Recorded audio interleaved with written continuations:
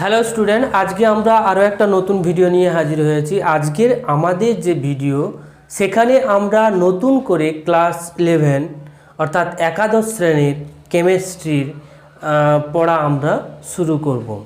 তো এই ভিডিওটা শুরু করার আগে তোমাদের কতগুলো কথা বলে দিই। এই কোভিড সিচুয়েশনকে সামনে রেখে নিজেরা বাড়িতে যতটুকু সময় তোমরা পাবে সেই সময়ের মধ্যে এই চ্যানেলের ভিডিওগুলো দেখতে পারো, অবশ্যই উপকার পাবে এবং তোমাদের সময় মতো কেমিস্ট্রির পড়ানো শেষ হবে নির্ধারিত সময়ে। তাই কথা না বাড়িয়ে আমরা আজকের মূল পর্বে চলে যাই। আজকে আমরা একাদশ শ্রেণীর রসায়নের প্রথম অধ্যায়, যেখানে রাসায়নিক বিজ্ঞানের কিছু বেসিক ধারণা বা কনসেপ্ট সেই সম্পর্কে আমরা আলোচনা করব। তো আমরা প্রথমেই চলে আসছি পদার্থ কাকে বলে। দেখো, আমরা পদার্থ কাকে বলে এই কথাটা কিন্তু আমরা ক্লাস 5 থেকে শুনে আসছি বা তারও আগেও আমাদের আছে। বর্তমান যুগে তো আমরা প্রায় আমাদের নার্সারির পর থেকেই কিন্তু পদার্থের ধারণাটা প্রায় অল্প অল্প করে দেওয়া আছে। যাই হোক, পদার্থ বলতে বোঝায় কোনো একটা, যেমন ধরো এই পেনটা একটা পদার্থ। এর নির্দিষ্ট একটা আকার থাকবে, এর নির্দিষ্ট একটা আয়তন আছে, একটা কিছুটা স্থান কিন্তু পরিবেশে সে দখল করে থাকতে পারে। তাহলে যে সমস্ত জিনিসগুলো কিছুটা পরিমাণ স্থান দখল করে রাখবে পরিবেশে, একটা নির্দিষ্ট পরিমাণ আয়তন থাকবে এবং তাদের একটা নির্দিষ্ট আকারও থাকবে, এবং যা ইন্দ্রিয়গ্রাহ্য, আমরা চোখে যেটা দেখতে পাবো, ঠিক আছে, যে সমস্ত পদার্থগুলো মানে যে সমস্ত জিনিসগুলোকে আমরা চোখে দেখে বুঝতে পারবো, ঠিক আছে, সেই সমস্ত জিনিসগুলোকে আমরা কিন্তু পদার্থ বলি। ঠিক আছে, তো এই পদার্থ যে আমরা ক্লাসিফিকেশন অর্থাৎ শ্রেণীবিন্যাস যদি করি পদার্থের, তাহলে শ্রেণীবিন্যাসগুলো দেখবে দুই প্রকারভাবে আমরা ভাগ করতে পারি। কি কি? প্রথমে তো হচ্ছে ভৌত অবস্থা দিয়ে,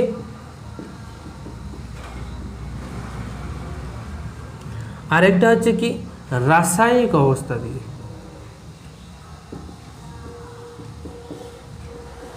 তো এই দুই ভাগে কিন্তু আমরা পদার্থকে ভাগ করব মূলত। তো প্রথমে আমরা আসছি ভৌত অবস্থা। তো এই ভৌত অবস্থায়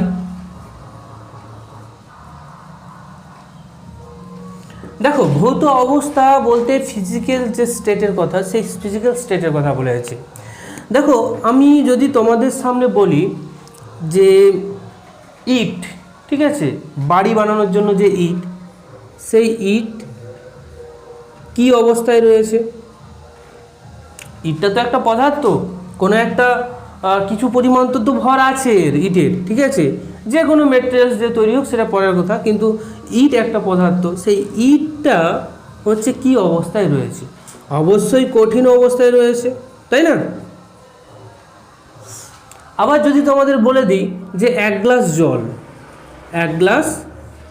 জল কি অবস্থায় আছে? অবশ্যই এটা তরল অবস্থায় আছে। সরি। আবার তোমাদের যদি বলে দেওয়া থাকে যে তোমাদের যে রান্নার যে গ্যাসের ট্যাঙ্ক, অবশ্যই এখন জ্বালানি গ্যাসের দাম অনেক বেড়ে গেছে, এই রান্নার গ্যাসের যে ট্যাঙ্ক, সেই গ্যাসের, দেখো কথাটার মধ্যেই তো গ্যাস আছে, তাই না? তাহলে এই যে এইখানে থাকা যে ট্যাঙ্কে যে থাকা যে পদার্থ, ঠিক আছে, ধরে নাও এটা এলপিজি গ্যাস, লিকুইফাইড পেট্রোলিয়াম, তাহলে এতে অবস্থিত যে পদার্থ বা ম্যাটার, সেটা কি অবস্থায় আছে? সেটা গ্যাসীয় অবস্থায় আছে, ঠিক আছে। তাহলে এই তিনটে অবস্থায় কিন্তু আমরা ফিজিক্যালি পদার্থকে আমরা ডিভিশন করতে পারি বা ক্লাসিফিকেশন করতে পারি, ঠিক আছে। যদি আমরা প্র্যাকটিক্যালি কোনো উদাহরণ দেখি যে আমাদের চোখের সামনে আমরা ঘটাতে পারবো বা আমরা হাতে নাতে করে দেখতে পারবো পরীক্ষা, সেই রকম যদি দেখি, তাহলে প্রথমে আমরা নিয়ে নেব ফ্রিজার থেকে বরফ নিলাম। সেই বরফটাকে যদি আমরা খোলা বাতাসে রেখে দিই, সেই ক্ষেত্রে কি হবে? তা তরলে পরিণত হয়। সেই তরলটা কি তরল হবে? জল। ঠিক আছে, আচ্ছা জল লিখলেই ভালো হয়, সংকেত না লিখে জল। তারপর ওই জলটাকে যদি আমরা পরিমাণ মতো উষ্ণতায় উত্তপ্ত করি, তাহলে সেই ক্ষেত্রে এই জলটা কি হবে? বাষ্পে পরিণত হবে। তাহলে দেখো এখানে বরফ যে অবস্থায় ছিল তা কিন্তু কঠিন অবস্থা,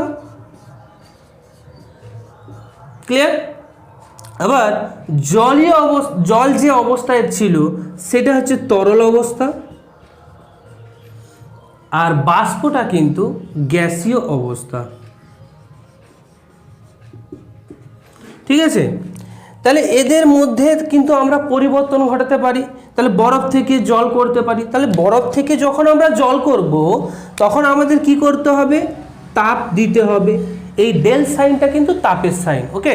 তাহলে আমাদের তাপ দিলে আমরা কিন্তু দেখব যে বরফটা জলে রূপান্তরিত হয়ে যাচ্ছে। তারপরে যদি আবার পরিমাণ মতো তাপ দিই, ফুটতে শুরু করবে এবং বাষ্পে পরিণত হবে। তো তোমাদের মনে অবশ্যই প্রশ্ন আসছে যে স্যার বরফ থেকে জল গেলাম, জল থেকে বাষ্প গেলাম, বাষ্প থেকে আমরা বরফে আসতে পারবো? হ্যাঁ আসতে পারবো। আবার পুনরায় যদি আমরা করি, ঠিক আছে, বাষ্পকে যদি আমরা তাপ শোষণ করিয়ে দিই অর্থাৎ শীতল করি, তাহলে জলে পরিণত হয়। তারপর আবার জল থেকে তাপ শোষণ করলে আবার পুনরায় কিন্তু তা বরফে ফিরে আসে। তাহলে এখানে ফিজিক্যাল স্টেটগুলোর পরিবর্তন ঘটছে। তাই আমরা পদার্থের ভাগটাকেও 3 ভাগে ভাগ করছি ফিজিক্যাল স্টেট অনুযায়ী। ঠিক আছে, এটা হচ্ছে ভৌত অবস্থা। এবারে এই যে কঠিন অবস্থা যেটা নিলাম, বা যেটা তরল নিলাম, বা যেটা গ্যাসীয় নিলাম, এদের মধ্যে তো প্রত্যেকটা পদার্থের তো একটা নির্দিষ্ট মৌলিক কণা থাকবে, তাই না? মৌলিক কণা বা যৌগিক কণা যাই হোক না কেন, সেই কণাগুলো এই কঠিনের ক্ষেত্রে, আমরা কঠিনের ক্ষেত্রে বলছি যে কঠিনের কণাগুলো পরস্পর যে ঘনসন্ধি বিশিষ্ট হয়ে যে আকার গঠন করে, এদের একটা নির্দিষ্ট আকার থাকবে। আমি যদি মনে করি কঠিনকে একটা ত্রিভুজ আকৃতি করব, ত্রিভুজ আকৃতি করতে পারি। আবার এটাকে আমরা চতুর্ভুজ আকৃতি করতে পারি বা ঘনাকৃতি করতে পারি। এই রকমভাবে বিভিন্ন রকম আকার আমরা কিন্তু দিতে পারি, কিন্তু তরলকে নির্দিষ্ট কোনো আকার দিতে আমরা পারবো না। একে যে পাত্রে রাখবো, যেই আকৃতির পাত্রে রাখবো, সেইখানে সেই রকমভাবে আকার ধারণ করে। অর্থাৎ কিন্তু কোনোরূপ আকার থাকে না, যে আকার আমরা দিই সেটাই হবে, কিন্তু এর নির্দিষ্ট একটা আয়তন থাকবে। ঠিক আছে, সেটা 10 মিলিলিটার বলতে পারো, বা 10 লিটার বলতে পারো, বা 10 কিলোলিটার বলতে পারো, বা 10 সেন্টিমিটার কিউব বলতে পারো, যাই বলো না কেন, নির্দিষ্ট একটা তার আয়তন আছে। এরপর আসছি গ্যাস।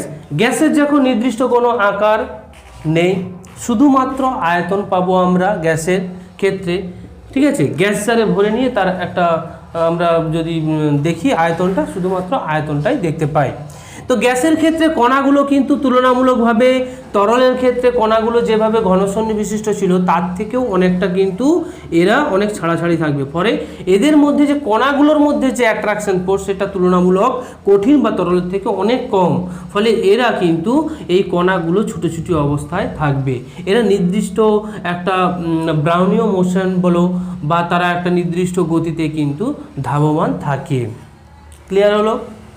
তো এই ছিল আমাদের ফিজিক্যাল স্টেট অনুযায়ী পদার্থের ক্লাসিফিকেশন। এরপর আসছি রাসায়নিকভাবে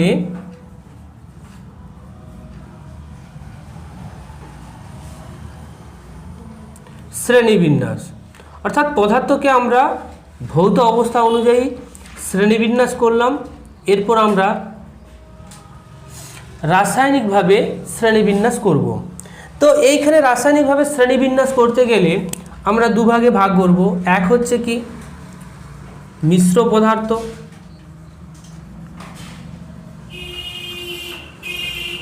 ঠিক আছে, আরেকটা পেয়ে যাব বিশুদ্ধ পদার্থ। 2 নম্বর হবে কি বিশুদ্ধ পদার্থ।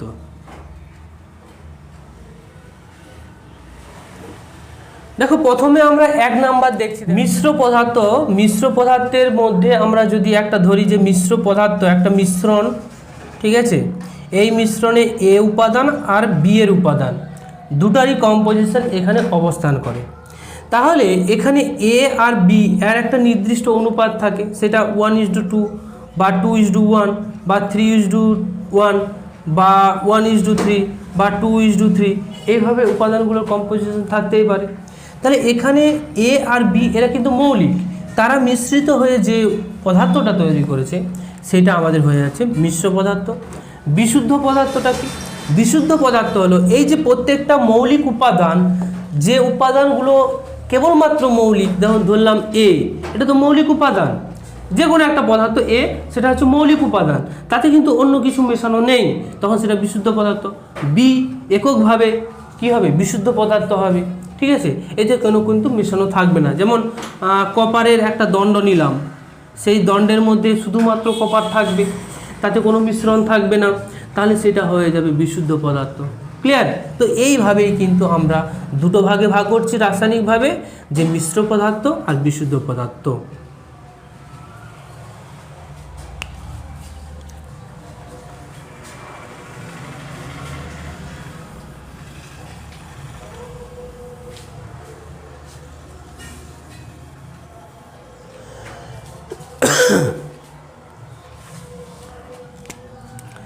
মিশ্র পদার্থকে আমরা আবার দুই ভাগে ভাগ করি। এক হচ্ছে কি সমসত্ব পদার্থ, অসমসত্ব পদার্থ।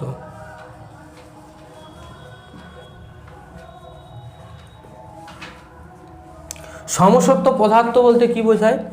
দেখো, যখন মিশ্রণ উৎপন্ন হবে বা মিশ্র পদার্থ উৎপন্ন হবে, এদের এ আর বি এর মিশ্রিত হয়ে যে উপাদান উৎপন্ন হচ্ছে, তো এদের এ যদি গ্যাসীয় হয়, বিও যদি গ্যাসীয় হয়, তাহলে ফিজিক্যাল স্টেট যদি দুজনের একই হয়, তাহলে সেটাকে সমসত্ব আমরা বা হোমোজিনাস বলবো, পদার্থ বলবো, ঠিক আছে।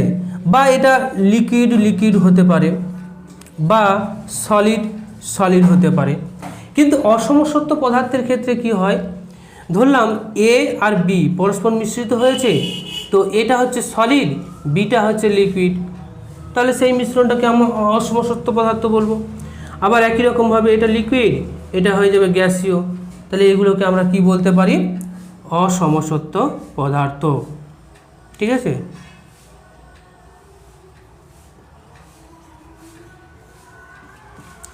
তো এইভাবে কিন্তু সমসত্ব আর অসমসত্ব পদার্থের আমরা পৃথকীকরণ করতে পারি।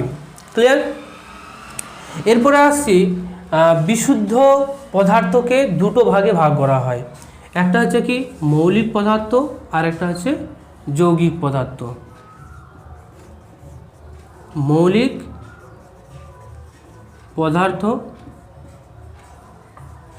যৌগিক পদার্থ।